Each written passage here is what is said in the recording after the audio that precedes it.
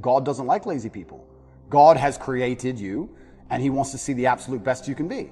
I think that if you don't take care of yourself, God has no interest in taking care of you. If you have a Ferrari on the drive and you don't take care of it, who's going to take care of it? Nobody. I think that taking care of yourself and being the best possible version of yourself you can be is how you please God. I think that's one of the best ways to praise him, is to wake up every day and say, I need to be the strongest, smartest, fastest, most fearsome, most stoic, most capable man I can possibly be. This is how I please God. When I say I don't believe in depression, nobody can convince me to believe in depression. That's not a matter of discussing whether depression is real or not. That's a matter of me accepting that my mental model for going through life is more effective if I don't believe I can become a depressed person. Yeah. I don't believe in depression, so I can't be depressed, so that allows me to be more effective. It's not a matter of sitting there going, well, maybe it's true, maybe it isn't. I don't believe in it, so I can't catch it. Why else would you adopt any kind of mindset unless it's designed specifically to make you competitive and make you win? You install the software in your mind, right? So we're all programmed to some degree. I agree with you on this so far. I don't think anybody can escape programming, whether it's society, whether it's a television show, whether it's the people around you, peer pressure, whether it's a religion. We're all programmed to some degree. That's absolutely not really true. What I have done, and what I think most people do not do, is heavily analyze why I hold the beliefs I hold, why they help me. If I don't hold the belief personally, or if I didn't learn it from personal experience, I know where it came from, who tried to teach me that, whether their intentions for me were good or bad. And I've tried very hard to have my mindset rigidly analyzed and make sure that it's put together in a way which benefits me completely and absolutely. And I do not believe in things that take away power from me. Right. I refuse to do that. I would rather say that they are not real. And people will sit here and argue to the end of time that they are real, but they're not real in my world, and I live inside of my mind. So even if you throw me in a Romanian dungeon, the idea that I become a depressed person is not a framework that my mind works within, so I can't become depressed. I can feel a little bit sad, sure, I can feel depressed, but I can't be depressed. They're very different things. So that's just the mindset I've installed, and it's allowed me to be competitive. And I believe, personally, my personal beliefs are that life as a man is hyper-competitive, and whatever software you have in your mind should be designed to make you as competitive as possible, and you shouldn't be believing in absolutely anything else. So I've tried very hard to make sure all of my worldviews and all of my experiences and everything is created and aimed in a direction which is going to allow me to be a fierce competitor in all realms of human endeavor. I will never adopt the thinking of somebody who is sad, and I will never adopt the thinking of somebody who is less competitive than I am or less successful than I am. If someone comes along and goes, Andrew, you are wrong, the way you see the world is wrong, but they are suffering from an affliction, why would I adopt a single iota of what they say? So it's kind of funny when I talk about depression. The number of people who defend depression. Depression's ruined my life, it's super real, and I lost my wife, and my life is over, and I want to kill myself, it's real. I'm like, surely you should like my worldview. If depression's so terrible and it's destroyed your entire existence, right, you should be listening to me tell you it's not real. Right. But instead they're defending it and sticking up for it, which I find very interesting. So that's the first thing. In regards to whether I have had any of my convictions challenged, it's kind of amazing. Maybe it's just a semantics trick. Maybe it's that simple. Maybe it's as simple as saying, I feel a little bit depressed today, but I am not a depressed person, and I cannot become depressive. I'm not going to have depression. Maybe it's just a semantics trick. And by saying that alone, I understand that it's a temporary state of mind, which I can alter and I can affect. And I've never struggled with long-term depression or long-term negative thoughts because I don't believe in that mental model. I think that your mind, like I said, it's software, it's programmed in, and they say inside the Matrix or in every single video game, there are boundaries and there are limits. There are certain things you can and can't do. Mm-hmm. And I don't believe my mind can be put in a state of permanent negativity. I don't believe in that. I don't think it's possible, so it just doesn't happen. It's the uncertainty that I struggle with the most, because in my life, I'm in charge of everything. I know exactly how everything works, and I'm the boss, and I get to control absolutely everything. And this is the first time in a long time I'm in a scenario where I have no power whatsoever, no influence, basically. I don't know what's going to happen. Nobody else knows what's going to happen. And also in my worldview, in my world, I'm the hero, right? I'm the head of the clan. Not just my family, but of a lot of people. A lot of people rely on me. Lots of women rely on me. Children rely on me, etc. So everyone comes to me every time there's a problem. So they continue to do that while I'm in a jail cell, expecting me to have some kind of answer. And I'm like, well, I don't have an answer this time. Every other time I had an answer, but this time is a bit unique. It's very frustrating, and it's the uncertainty that would bother me. I don't think I felt sad very often, but I certainly felt extremely frustrated. I would sit there and think, there has to be a way out of this room. Not breakout, but like there must just be some words I can say, someone I can talk to. There must be a way. It's only a door. Like I can't just be stuck in this room. And it was hyper frustrating. Yeah, and the uncertainty of it is also scary because in my situation, every 30 days they decide if they hold you longer or not. And I was encountering people who had been in there for years in my scenarios. It is torture. And it's designed to make you break. You don't know how long you're going to be there for. Nobody knows. You hear horror stories. You see other people getting out who've done worse things than you after a week because they've signed a piece of paper or admitted to something or whatever they've done a deal. And you're sitting there and yeah, it's hyper frustrating. And I think you have two choices as a man. Often when bad things happen, I feel like you can maybe get depressed and sad about it, but the other outlet's usually anger or a form of anger. I felt like anger was more, in many cases, anger is more effective, I guess, is more useful. You were angry in there? I wouldn't say I was angry, but if I started to feel negative, I could turn it into frustration or anger, which I could at least alleviate with 2,000 push-ups. It's better than feeling sorry for myself. I feel like if I had to choose one of the two outlets, deciding to use controlled anger was more beneficial than sitting around feeling sorry for myself. I don't ever believe in moping or feeling sad. So when I was at my worst, perhaps I was a little bit angry. But then again, I also think I do that in my normal life. If I'm honest, I don't think anger is a necessarily bad thing. I think that misdirected anger is a bad thing. I think if you get very angry about scenarios and you put it in the correct direction, you get unlimited motivation, you get a lot done. The water behind the dam, it can be destructive, but if it's pushing through the turbine, it powers the town, right? So if I wake up and I go, I want more money, if I can get pissed off enough about it, I can do 36-hour workdays, right? So there's nothing wrong with being angry in my world as long as you are putting it in the correct direction. It's uncontrolled anger, I think, is the problem. I'm being as honest as possible. It's strange because I had this instilled sense of duty where even though I'm in a jail cell and I can't leave, and even though I'm cripplingly bored, I don't feel like I had time to feel pain. All the things I had to do still had to be done. Just because they threw me in a cell, it just made it more difficult, which means I have less time than ever because the difficulty's been increased. And when I would get on the phone, we wouldn't discuss how I'm feeling. I'd be worried about how everyone else is. They'd be like, how are you? Yeah, I'm in jail. What's going on with this? Are you okay? Are your bills paid? Are press hassling you? I was worried about fixing everyone else's problems from jail more than I was concerned about myself or my own mental well-being. And if I felt particularly, when I say pain, pain is an awkward one. I don't know if I felt pain because I don't feel sorry for myself, and I've developed this mindset of such absolute accountability that even though what happened to me I believe was unfair, and even though I'm completely innocent, I didn't think, why? I didn't think, why is this happening? I didn't think, why me? I didn't think, oh, this is unfair. Like, none of these things crossed my mind. I was like, this is garbage. However, you can't become the most Googled man in the world without, with every light has a dark, right? Like, let's be realistic about this. Yeah. I'm thrown in a jail cell. Do I belong here? No. But am I here? Yes. I was pretty logical about it. And I was like, okay, I've got a lot of things I need to get done. And I would feel angry if I couldn't get them done. But I don't think I felt pain. Now, I'll admit, I don't sleep very well since I've left.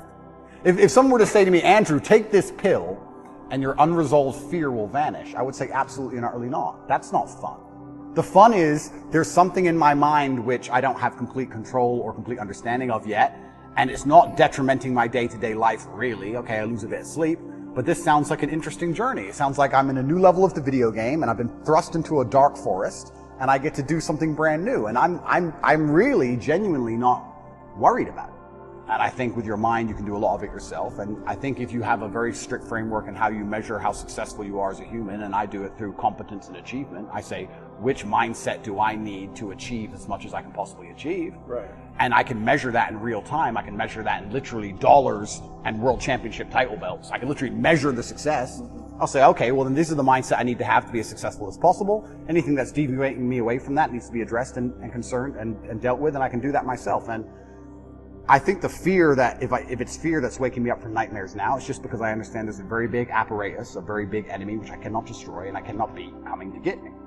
So I do think that wakes me up. I think the fear is healthy. I think I'd be stupid to not be afraid. But I don't necessarily want the fear to go away because I have no problems feeling bad. So I'm very happy with the mindset I have. And then we go into the argument, which is a level deeper, is, am I supposed to be happy? Am I supposed to feel good? That's not happy. No, of course, but this is what I don't understand about people, especially men in the world today. Why are they so worried about being afraid? Why are they so worried about, I was afraid every time I fought. Yeah. I fought anyway. Yeah. Like, I don't let fear guide what I'm going to do. I do what I'm supposed to do regardless of how I feel. So I don't see anything wrong with feeling fearful. I don't see anything wrong with feeling stressed or under pressure or anxious. All these things men are trying to get rid of. And I talk about men specifically. I gender this because I'm a man. I don't know how it feels to be a woman. But all these things that people are trying very hard to get rid of from their brains, I don't see why they need to leave. I will argue the point that if I feel anxious and pressured and stressed and fearful, I will get more done than if I was happy.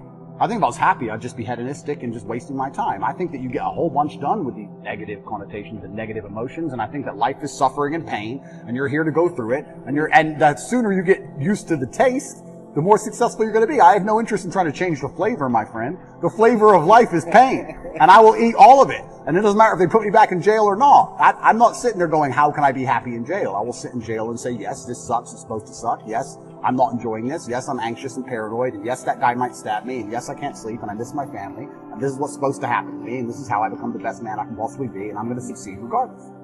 And I'm not even going to sit here and say that I'm not delusional to a degree. I'm not saying that self-delusion doesn't exist. We all are, right? Let me give you a very simple example. Let me try and use an analogy. I think the only thing better than having everything you want is not wanting anything. Right? So I have every car on this planet. I have 40 supercars. Most people want a supercar. I have 40. But there's that unique 0.1% of people who genuinely don't want one. And I think that's more freeing than having everything you want. Right? So the true mindset is not wanting anything. Most people, the best they can do is having everything they want.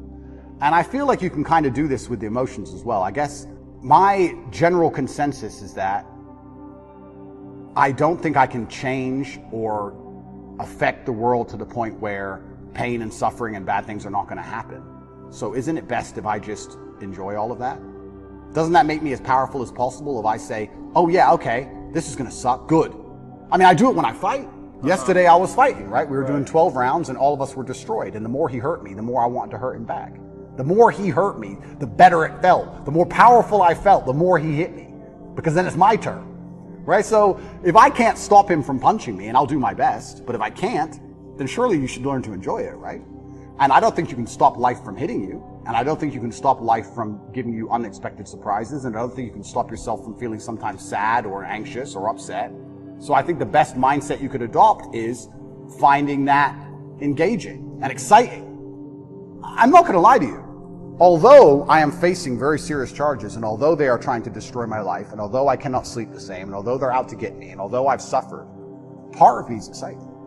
Part of me is like, okay, if a man were to sit in front of you and say, I can rip your head off with my little finger, and he said it in the right terms, and he truly believed it in his heart, you wouldn't want him to try. As ridiculous as that sounds, you'd be like, big, maybe.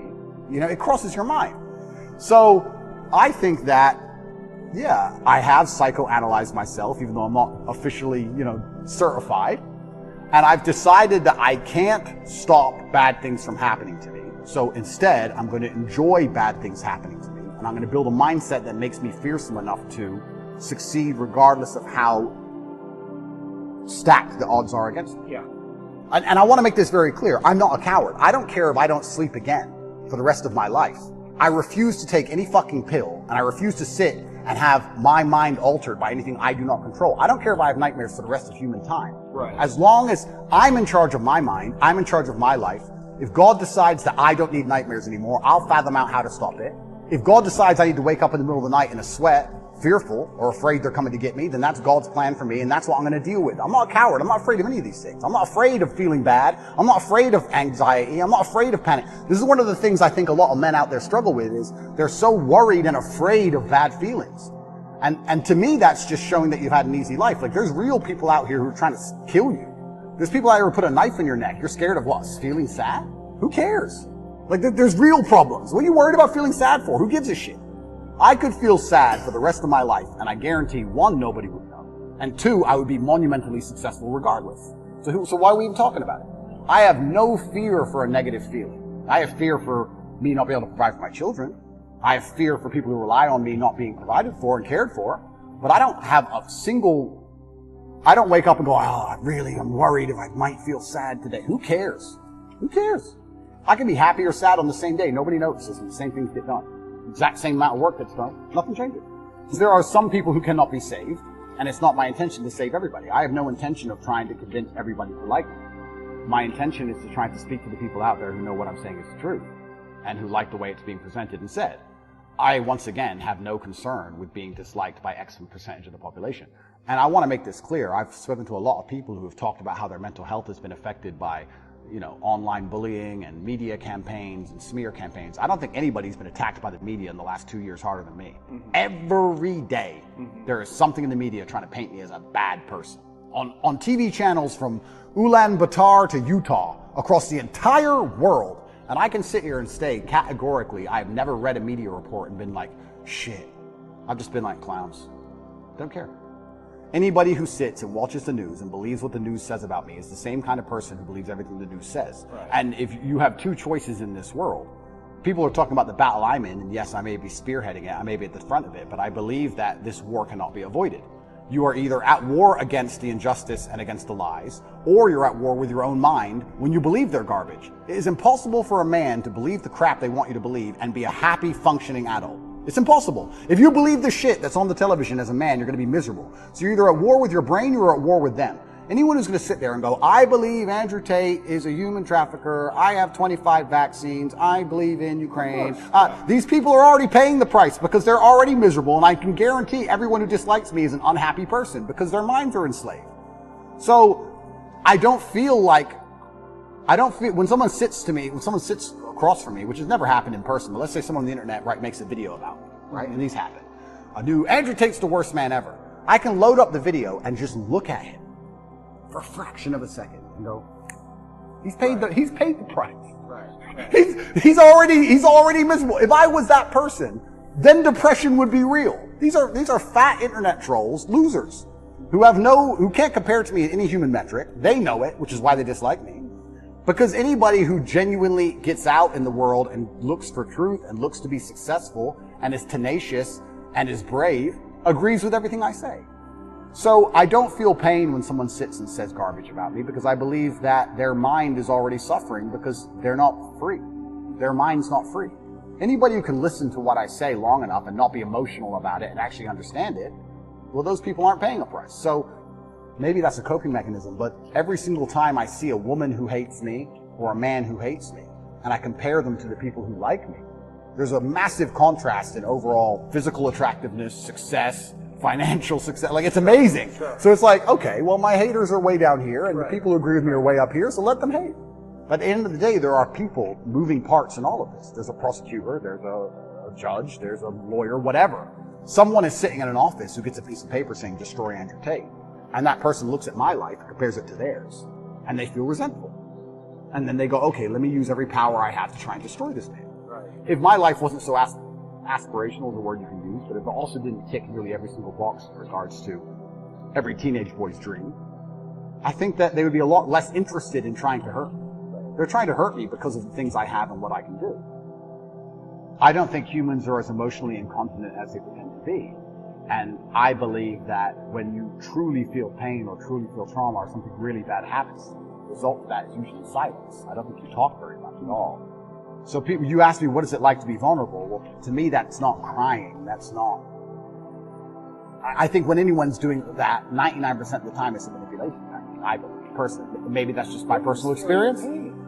Yeah, maybe, but I think especially with men, I think it's a manipulation tactic when they try and show too much emotion, and women do it as well. And I don't react very well to it. If someone were to sit in front of me and start bawling their eyes out, it's very hard to elicit sympathy from me for that reason. I feel like you get sympathy from me by sitting and explaining to me why something bad happened to you in a logical, calm, stoic manner. If someone starts crying in front of me, I feel like they're trying to manipulate me, and I don't buy it.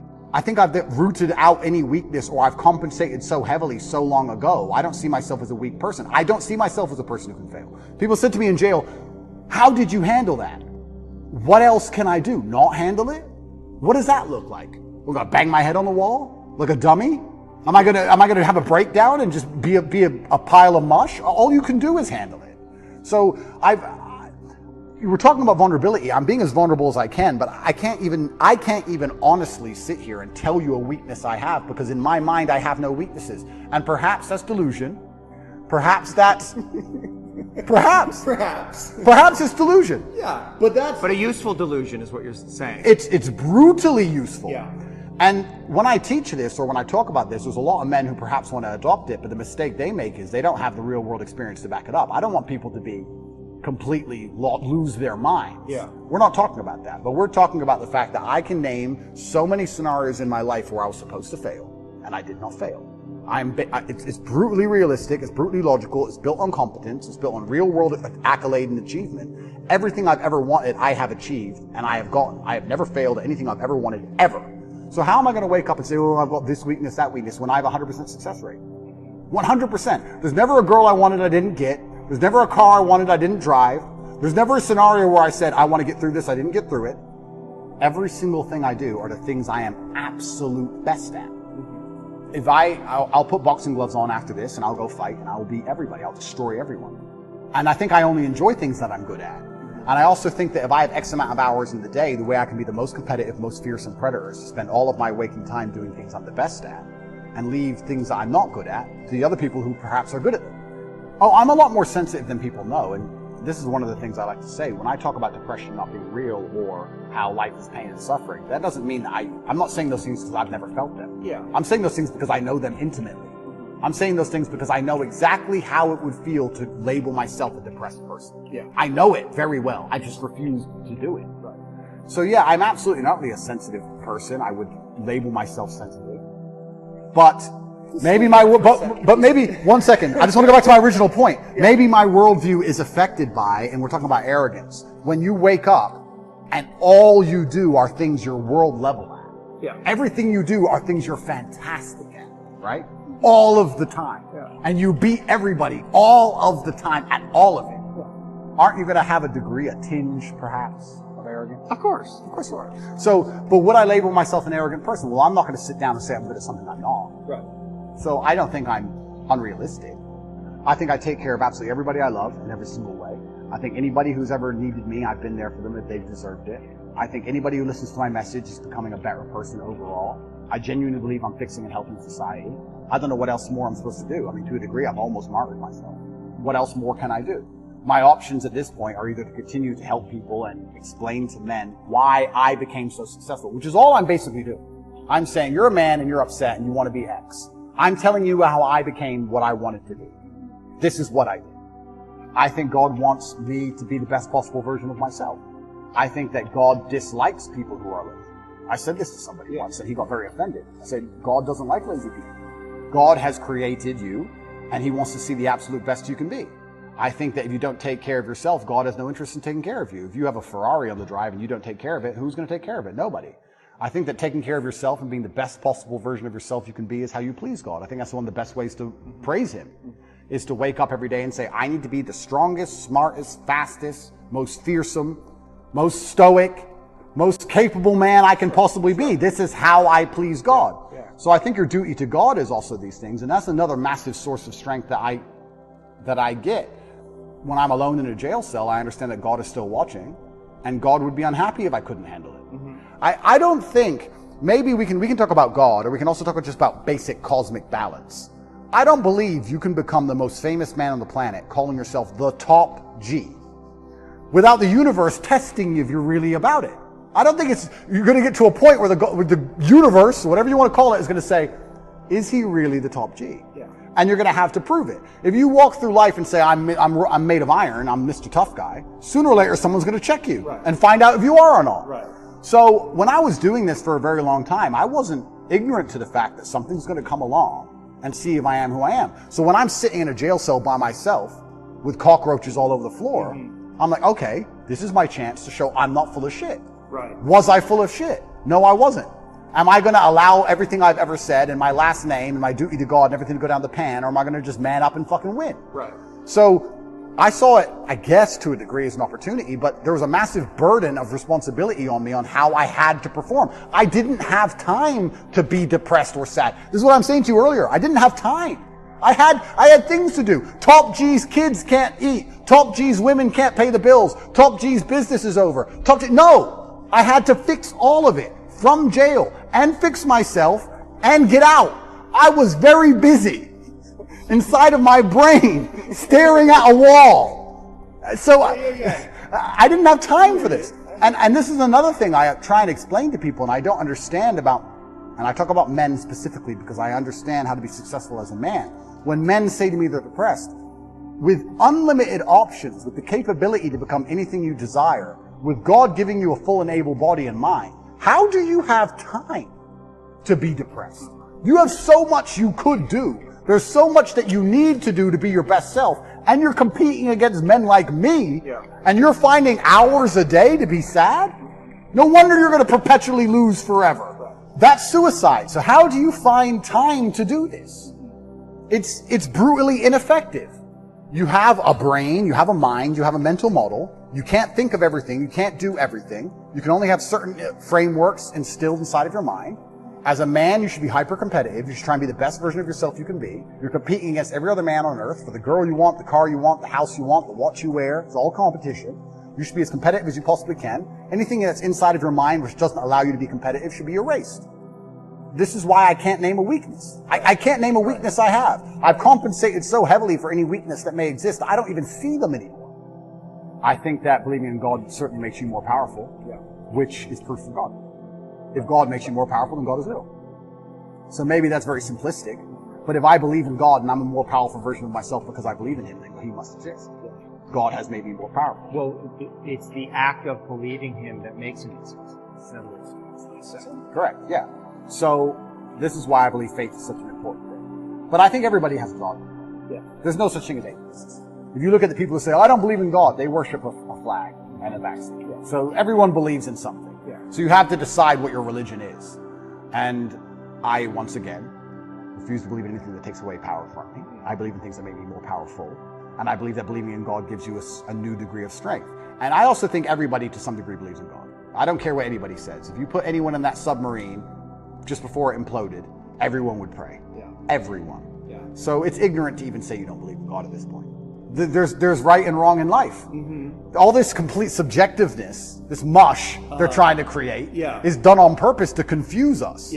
I like the idea of right and wrong. I like the idea of not having a choice. If you're hungry and you walk in to buy a sandwich and there's 100 sandwiches, it takes 10 minutes. If there's one sandwich, isn't life easier sometimes? So all this subjectiveness and all this choice and all this garbage, sometimes when I'm like, okay, I want to be a good person, I want a framework to adhere to that makes me a good person. Well, this is very clear. Yes, no, easy. There's been times I was in jail and I just got up and just felt like, you know what, like just shadowboxed a bit. Don't know. It's like you just felt it. Like I'll be okay. I will win. I don't feel God when I'm sad or something like that. I think that the whole idea of spirituality, and I believe God Himself, He wants the best for you. And it's interesting, how we're tying religion to my worldviews, because my worldviews were the same before religion. I guess before it was the cosmos, or just the way the universe works, or light, dark, yin, yang, etc. I still say these things, but now I attribute a lot more of it to spirituality, a lot more of it to God. And I chose Islam because it's firm, and I believe that I'm a person with firm principles, so I'm obviously going to liken myself, or I'm going to feel an affinity to a religion that has firm principles, because that's who I am as a person. I'm a person who's principled, yes, no, and I have no problem with people sitting with me and saying, what you're saying is bigoted, or what you're saying is wrong, or what you're saying is insensitive. I think Islam also has a similar issue. I think you also chose the winning team. Oh, it's completely the winning team. It's the winning team. And it's the winning team, and I didn't choose it because it's the winning team. It's just the winning team because it has principles. I agree. And unfortunately, when you have no principles, if you don't believe in it, if you have no hard line, if you'll accept anything, then you don't believe in anything. As soon as you'll accept anything, then you have no hardcore beliefs. If you have any set of principles, or you have any things you believe in, there's going to end up being a barrier, and the people who fall outside of those barriers are going to be offended by it. That's the reality of it. If you have a religion or a belief system that doesn't offend anybody, then it's not a religious or belief system. That's my view. So I chose the winning team because I think more and more people are starting to understand how important God is in society. This is the first time in human history we're testing society without God. And what do we have? We have evil.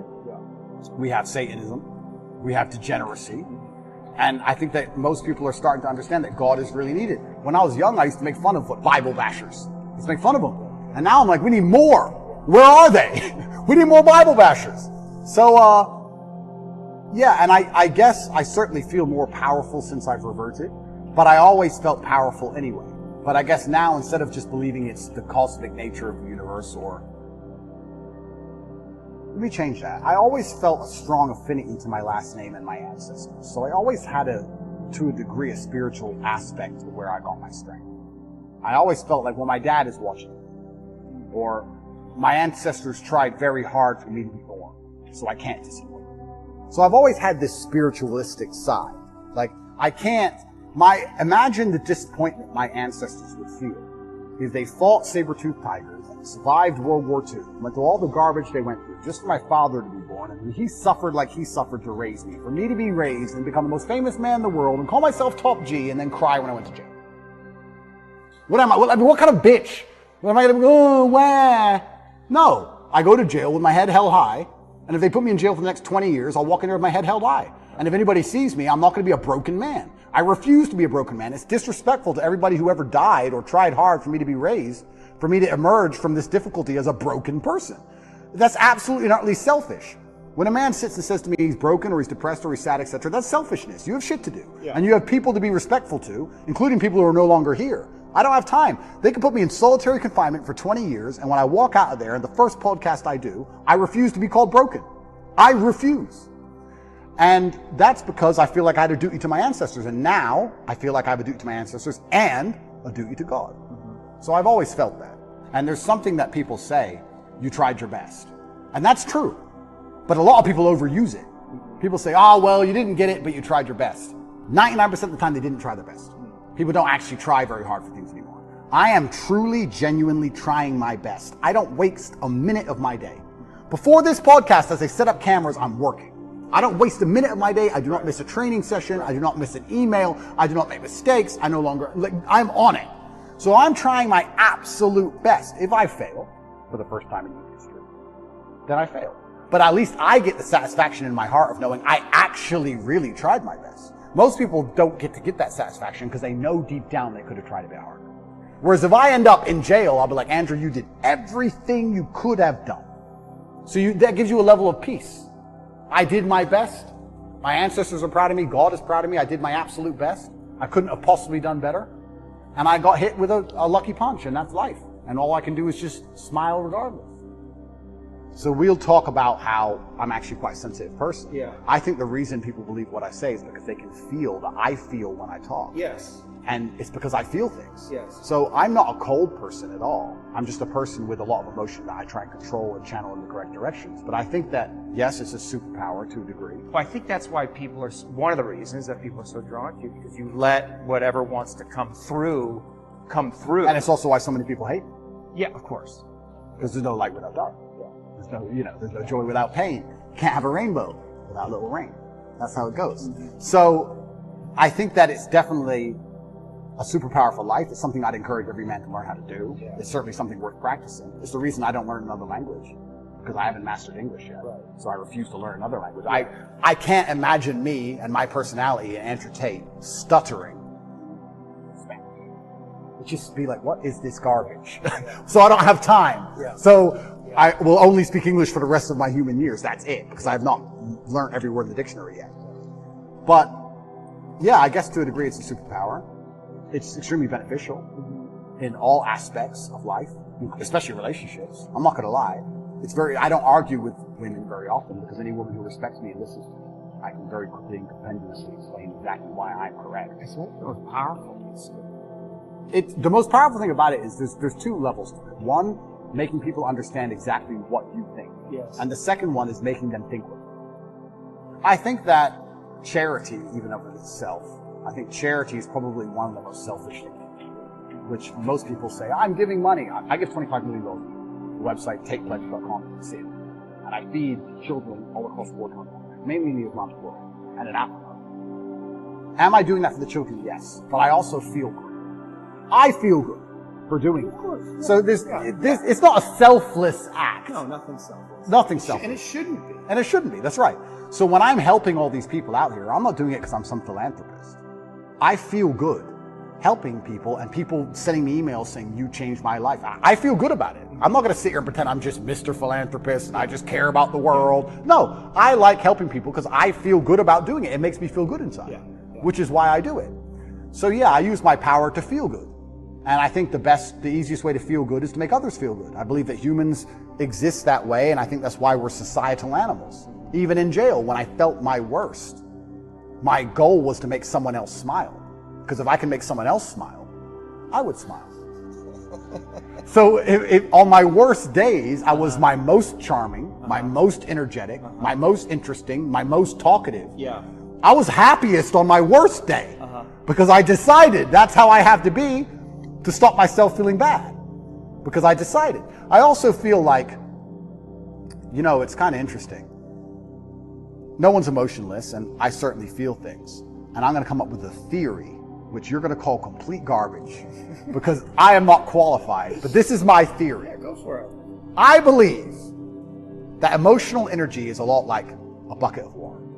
You have all this emotional energy, right? You have a bucket of water, and then you have a bunch of different holes you can pour it down. So I believe if you wake up one day and you feel particularly depressed, you don't feel depressed. You just have a lot of emotional energy that day. Some days you don't have that much emotional energy and life's pretty calm. But some days you wake up and you have this big bucket of water. And the superpower is deciding which emotion you're going to put it in. Not to not feel the energy, but to decide which emotion you're going to put it in. And I think that's my superpower. I don't have the superpower of being able to stop myself feeling things. Yeah. I have the superpower of being able to choose how I use that energy and what I decide to feel. And then if you want to be hyper successful as a person, you have to be very careful to avoid the happy hole. Because happy is what everyone thinks they would choose. If you had this emotional energy and could choose any emotion, you'd choose happy. But if you choose happy, you don't get much done. What do you choose? I choose, if I had to choose how I wanted to feel all the time, I would choose proud. And proud means you have to work. Proud means you have to do things. You have to achieve things. If you want to be proud and be realistic, you have to do fantastic things. So my default favorite emotion is proud. Right. That's how I'm happiest when I feel proud about anything. I love proud. To feel good. I don't like happy. If I feel happy, giddish happiness like a child or like females usually default to happy. They don't care how they get there. They just want to get there. Right. They just want to feel happy. Right. I avoid the happy hole because I think people who are desperate to only feel happy are the ones who are addicts. Gambling addicts, drug addicts, drink too much, do dumb shit. It's all temporary, no delayed gratification. That's how you destroy your life, choosing the happy hole. So, we were talking earlier about jail and how when I felt particularly bad, I'd wake up with a whole bunch of emotional energy. It's unchanneled, it's a bit wild, so I guess that can be perceived as sad or depressed. You're out of your routine. So I would sit and go, okay, I have all this emotional energy today, where am I going to put it? And I'd put it in a place where perhaps on that day I might feel happy, or perhaps I'd choose something else, but I would try my very best to take all the energy and put it into a place where feeling that emotion was the most competitive emotion, or was the perfect emotion for me to be as competitive as possible in that particular scenario. So yeah, on days where I woke up and I felt a little bit sad, I'd be like, okay, I'm going to turn the charm on today. I'm going to make everybody laugh. Right. And by the end of the day, I felt fantastic. When it felt completely terrible, I do have the emotional control to not feel that. But I decided to let myself feel it because I felt like I wouldn't learn as much if I turned my brain off. That's right. So I've talked on PBD about Tristan. Tristan and I have the same superpower. Tristan didn't care about jail. He didn't care. He didn't, or he acted like he didn't care. He acted like he didn't care. But that was his coping mechanism. Sure. Don't care about jail. I decided, no, I'm going to care. I'm going to feel everything. I'm going to allow myself to feel these negative emotions because I feel like I will learn more. I could have done what Tristan did. I could have woke up and said one day or later they'll let me out. Still rich, give a fuck. Right. Could have done that. I didn't do that. And jail, that's why he sleeps. That's why I have nightmares. Because I don't believe his jail experience was that traumatic because he turned his brain off to it. Right. And that is a superpower. Yes. And I do have that power. If I went to war, I could go to war and watch all my friends be blown to pieces and still fight. Yeah. I would still be capable. I can turn my brain off if I have to, but I decided not to because I felt that feeling things would teach me more, which is why I'm kind of arguing your point about death and rebirth, because I feel like I don't have to fully break. I just have to get close enough to the edge to learn something and come back. Does God want me to break? I don't know. You asked the question. And if he does, I will break. Right? Well, but you won't have a choice. I won't have a choice. But jail itself was terrible. Like, we're talking about vulnerability. I can sit and explain all the things I struggled with in jail. It was absolutely terrible. And I think a lot of people who are watching this, I think they need to keep in mind, I wasn't in jail. I was in Romania in jail. What's the difference? Well, it's the poorest country in Europe, and it's built during communism, and it's basically designed to torture you. Yeah. I mean, it's not like jail, like we imagine jail. I don't want to insult the Romanian justice system, and I don't want to insult any Romanians. I'm still within the confines of Romania, but I think most people at home understand what I'm talking about. I didn't have yard time. I didn't have any friends. I was in a room for 93 days. I did not leave that room unless I was being dragged to court in a language I didn't understand to be sent back to the room. Yeah, it was hard.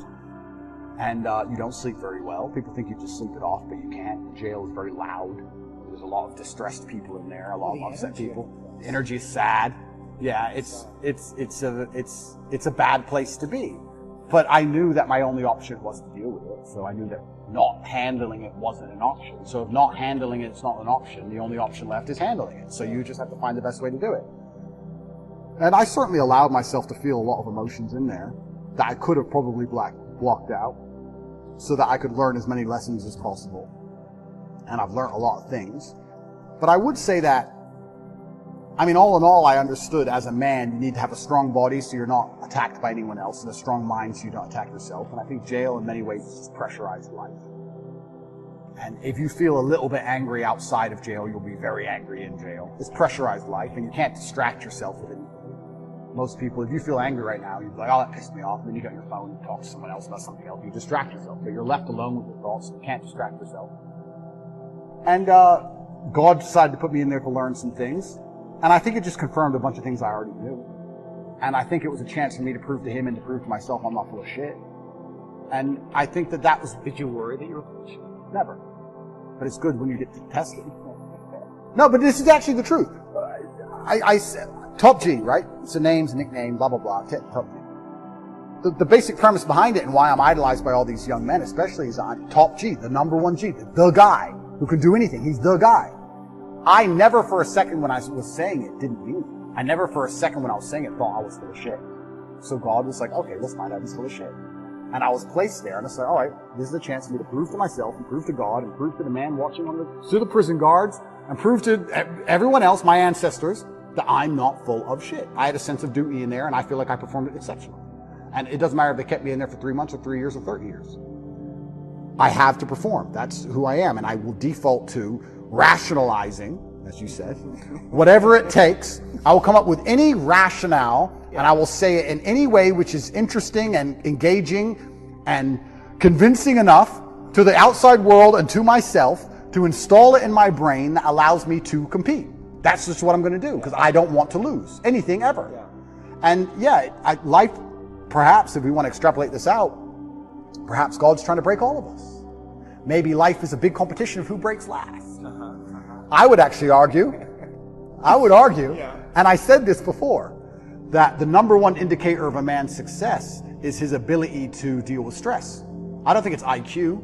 I don't think it's physical capability. I don't think it's anything. If you take a man who can deal with a bunch of stress, he's going to be more successful than a man who can deal with less stress. How much stress you can put up with has a direct correlation to the kind of life you're going to live. Most people who want my life don't have my life because they couldn't handle my life. That's why. They go, I want to be like Tate. I want fast cars and private jets and all these girls and all these kids and all blah, blah, blah. But they couldn't handle it. They couldn't deal with the pressure of it, which is why they'll never get there, because even if they get anywhere near it, they'll have a mental breakdown. So how big your life is and how successful you are in the physical realm is directly linked to how much stress you can deal with.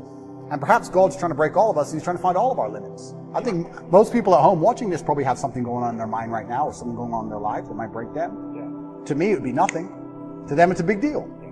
So God's out here to break all of us, and I want to be the guy who breaks last. You have two responses to that. You can either be intimidated by the fact that God is out there trying to make your life difficult, or you can be excited by the idea of it and saying, this is my chance to prove myself to God. Right. Which is what I was saying earlier on at the very beginning of our podcast, why I've adopted the mindset where struggle is semi-exciting. God is out here trying to ask me questions or put me through scenarios where I get to prove myself to him, and perhaps that's why all the bad things happen. Maybe that's why that girl left you. Maybe that's why he made you love her so much, so that she could break your heart and fuck your best friend on purpose, so that to see how close you could come to breaking. Maybe that's what it's all about. Maybe that's the fun of it. I do believe that the moral arc of the universe does bend towards truth. That's not my saying. I think that's Martin Luther King's. But I think that it bends towards truth and justice in the end. I think that the battles we are currently fighting in society, which look hopeless, in the end can be won.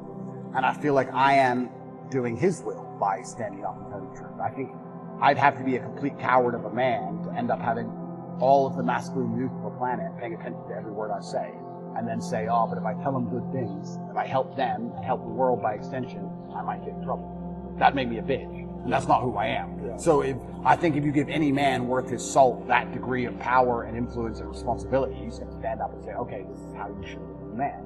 And this is how you can make the world a better place. Unless he's afraid of the repercussions by the evil people, by the people who are on the other side, who are genuinely evil and satanic, who are out to destroy good and truth.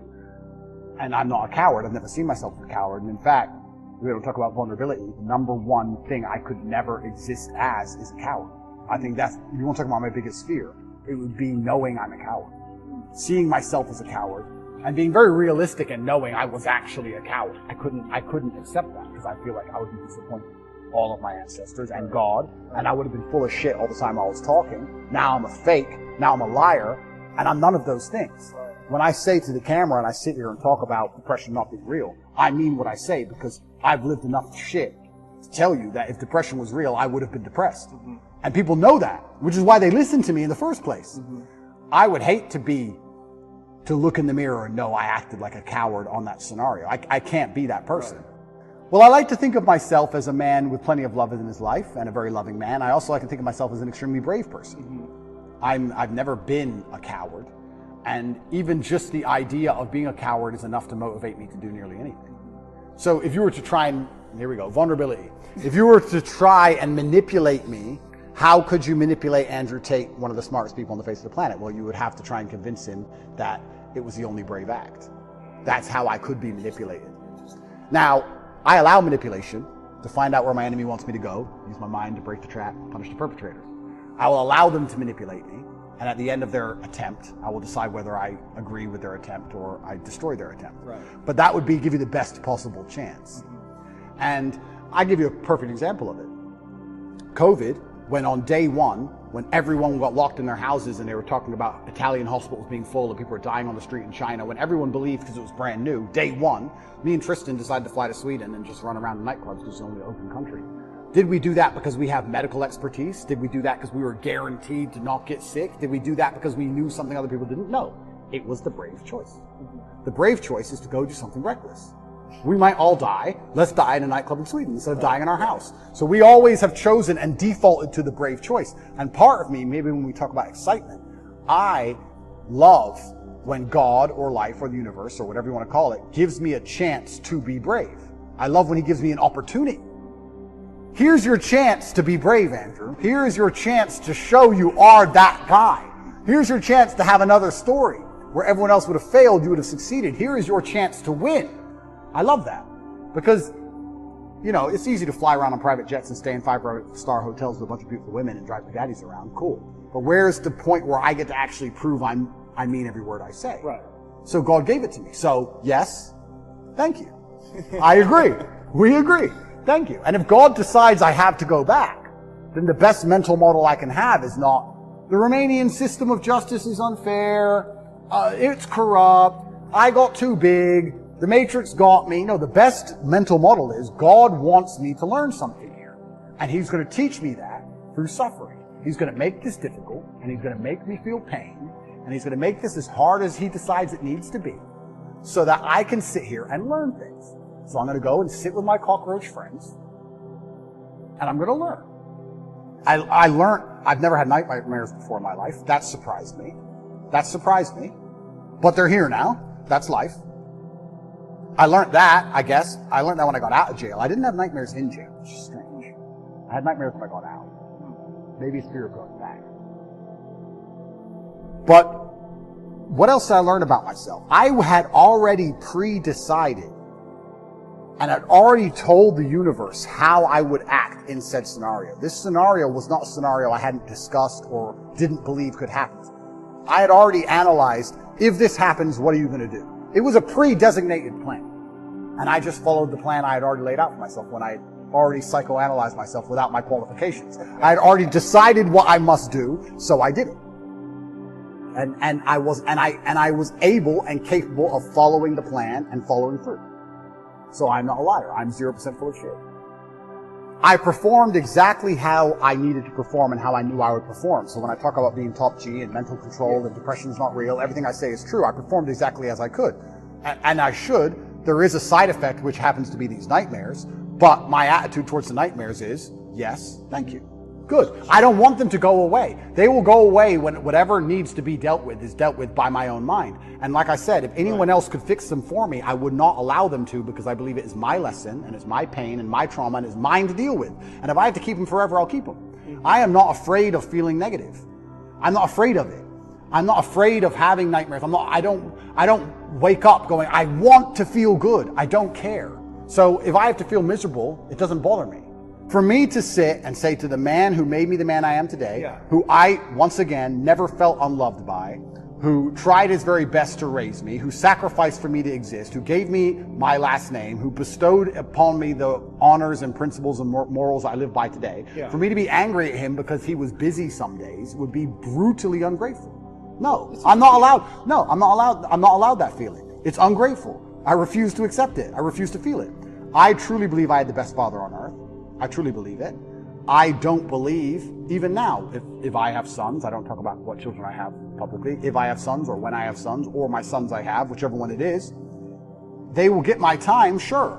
They will get my dedication, absolutely. But I have expectations of them because of their last name. And they're going to have my time while we're working towards something fantastic. I'm not going to just sit around with my kids just for hours because they just deserve it. There's no participation trophies in the Tate household. Right. And time is a trophy, and it must be earned, like everything else in life. So I'm not going to sit and have sons and go, well, he's my son, so we're just going to all day do fucking nothing. No, we're going to all day do something important. Sure. Or I'm going to go do something important.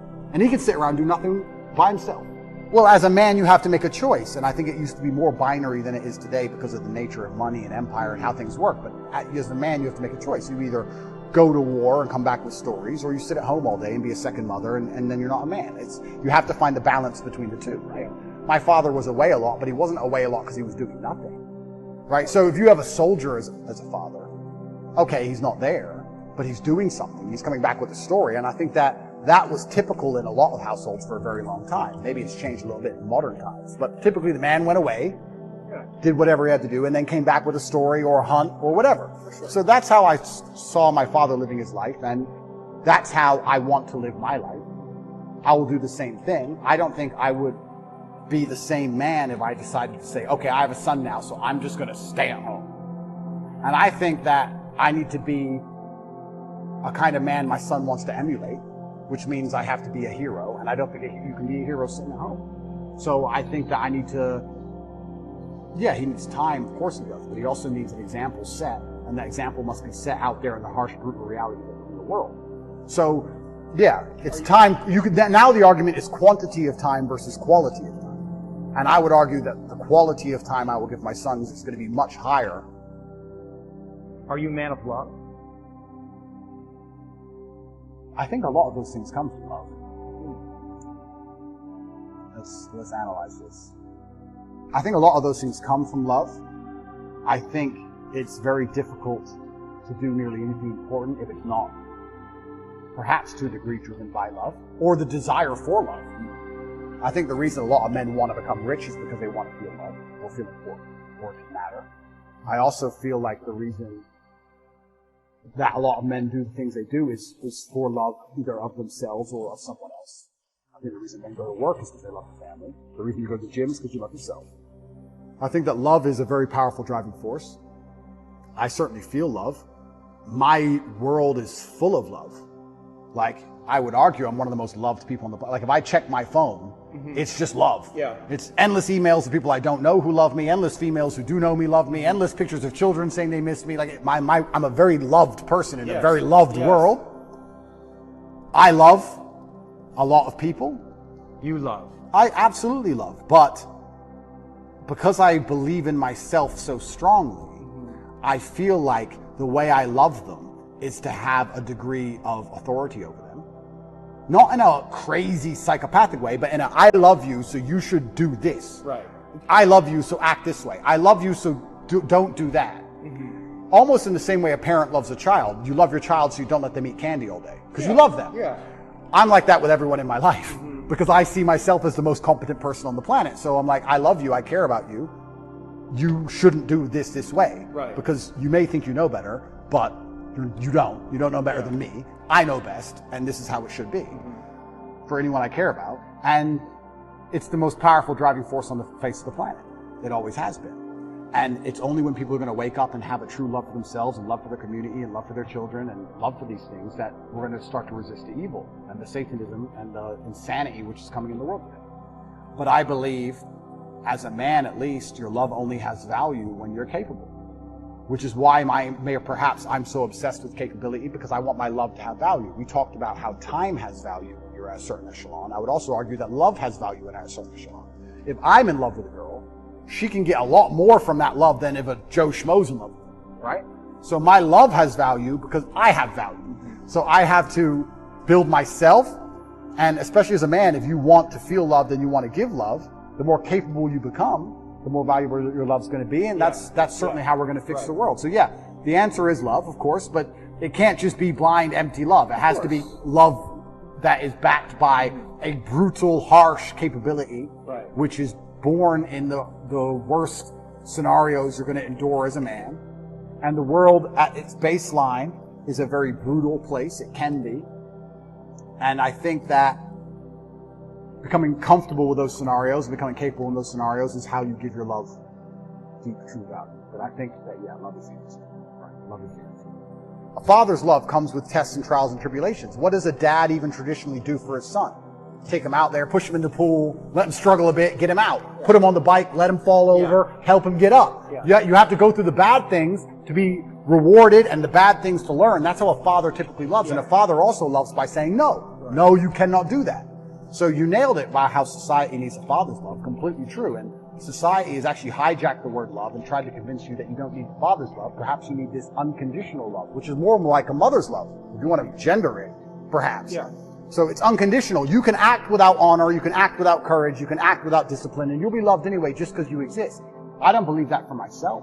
I believe if I remove all of my morality, I will not just be loved by default, not by my family, not by God, not by society. I don't believe that. And the people who do believe that, who think I should be loved just for existing, regardless of how I act and what I think, those are some of the most evil people on the planet. I truly believe. And they're also some of the most unsuccessful and unspectacular. And they're the people who are out here genuinely trying to change society in a direction which has never been tested, which I believe is going to lead down the depths of hell through. I think it's evil. So yeah, I agree with you. Father's love is important, but love in and of itself has boundaries. Love is strict. Love is hard. Love is a hard emotion. Fierce. Love is fierce. Love is not an emotion of, do whatever you want. It's the opposite. Love is, no, you have to do this. I believe love is a very hard, very strong emotion. And if I think of how, let's say I have two women, one I love, one I don't love, and I enjoy both of their company, I'm harder on the one I love. I expect more from her in terms of how she acts. I expect more from her in terms of how she speaks to me. I expect more from her in how she presents herself to the world. The more I love her, the more I expect of her, the more parameters I want to put on her in regards to how she should behave, because I love her. Love is a hard emotion. So yeah, love wins, but not in the way that people think love. They've hijacked the word love and convinced people that love means, I tolerate everything. That's not love. Even in jail that happened. Even in jail I had moments of presence and I looked around and goes, this is not nearly as bad as like the media is saying it is, and the women on the phone are crying and everyone's panicking. You know what? I'm not in a trench. I'm probably not going to get blown up. If a fire started, could I get through that steel door? If anyone could, it's me. I'm not on a submarine in World War II. There's no depth charges. I'm not in a car crash. Fine. I did have those moments, right? So when you come to a moment, when you come to a moment of presence, even in a terrible scenario, it often ends up love. You're right. And I certainly have felt them and I certainly could do it. My rationality, my argument would be, does that make me more powerful? You're arguing it does, and maybe perhaps I need to try it. Whereas I would typically, up until this conversation, I would say, I don't have time for that. I have things to do. That's where it all comes down to. And then it comes down to, like I said earlier, am I here as a human to enjoy my experience as a human and enjoy being in this vessel and have as much fun as possible and be as present as possible? Or am I here to make the biggest impact I can possibly make and build a legacy? And of course, probably, like most things in life, the answer is somewhere in between the two, probably some balance. Perhaps I'm slightly out of balance, and that's why I am living the life I am. But I'm not unhappy with it. And if I was unhappy with it, it wouldn't change anything. But I actually do consider myself, I do genuinely consider myself one of, because I put no importance on emotion. And when I say that, I try and make people understand that when I say no importance, it doesn't affect how I act. So I don't see the point in talking about it, or I don't see the point in acknowledging it, because it doesn't affect what I'm going to do for the day. So who cares, right? It doesn't matter if it's sunny or rainy. If you're going to go to work, you're going to go to work. So why talk about the weather? So I don't put any importance on emotion. But I would actually call myself one of the happiest people on earth. Not because I'm particularly happy, but because I'm just never sad. So if it's never dark, it must be light. If it's never cold, it must be hot. So when I say, I will say I'm one of the happiest people on earth, and people think, oh, he's happy all the time. No, I'm just never sad. Never. So if you're never sad, you're always happy. When we were talking about how I built my mental model and how I rationalize everything, one of the things I've done when I rationalize is I've changed the boundary of what I believe happy to be. So let's say happiness is this line on this table, right? Most people, this is the full spectrum of human emotion. This is absolute distraught because your parents just died. And this is extremely happy and giddish and you're laughing and jumping around like a child for whatever reason. Most people would probably put happy somewhere up near the top. Yeah. Whereas I've just changed that bar. And I've just said, unless I'm truly distraught, unless I'm actually at the point where I can barely speak, let's move happiness down to here. Unless I'm truly distraught and something really bad's happened to me, I've already passed the threshold and I'm just a different level of happy. Yeah. Now, the more I talk to you, the more I realize that a lot of what I've done are just simply semantic tricks. Yeah. They're language tricks. Yeah. I've changed language tricks. If I'm not absolutely distraught, I am some version of happy. Therefore, I'm the happiest man on earth because I'm always some level of happy. Yeah. It's semantic tricks, but if it works, I mean, it could be a cheap language trick, but if the cheap language trick works, then it's more than a cheap language trick. Yeah. So I've also changed what I believe happy to be. I think that there's probably 5 or 6 times in your adult life you're going to be unhappy, and the rest of the time you're just a different level of happy. Maybe less happy, more happy, but you're all at some point of happy. If you can speak, you're happy enough, because when you're truly upset, you can't even talk. That's what I believe.